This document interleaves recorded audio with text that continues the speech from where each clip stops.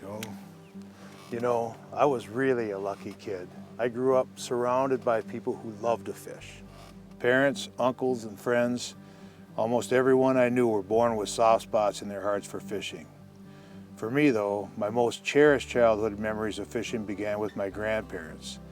It was they who instilled in me a passion for the sport. Hoofing it to local fishing holes with my grandparents, I learned to love fishing. Not walleye fishing, not bass fishing, no, not muskies, just plain fishing. It's a fish. When we headed for the lake, there weren't any purists in the neighborhood. We were out to catch what we could, and they were all good ones. I can still see the image of my grandpa, cane pole in hand, saying, "That's a mouthful," as he dropped a small fish into the wire basket. He was proud to have him, and if he was proud, then that was good enough for me, and it still is. It never bothered us that we were mostly fishing from shore, and it didn't bother us that we weren't catching all that many fish either. We were fishing, and when we were fishing, life was good.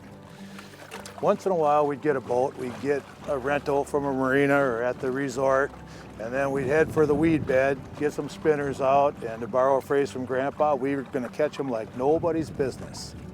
Times change, and I sweet-talked somebody into shelling out the cash for a spinning rod. From then on, my grandparents were on the fast track towards heaven. That's because they patiently listened to me set the Guinness Book of World Records for saying, "Watch this cast, Grandpa." They never rolled their eyes, never told me to stop, and they always agreed that that was the best cast ever.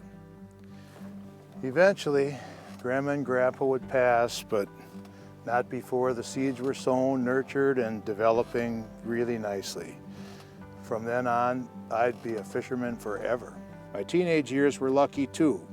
The Twin Cities provided all sorts of opportunities to fish. The city lakes had plenty of fish to catch, and all we needed was a strong pair of legs or a bike to get there.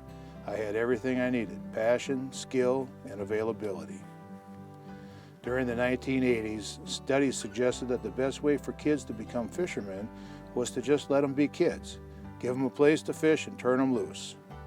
I see it these days, sometimes not as much as I'd like, but I do see it. You know, for me, watching a whole new generation of lucky kids would be my dreams come true. What about you? Anybody in your family that could get lucky like me?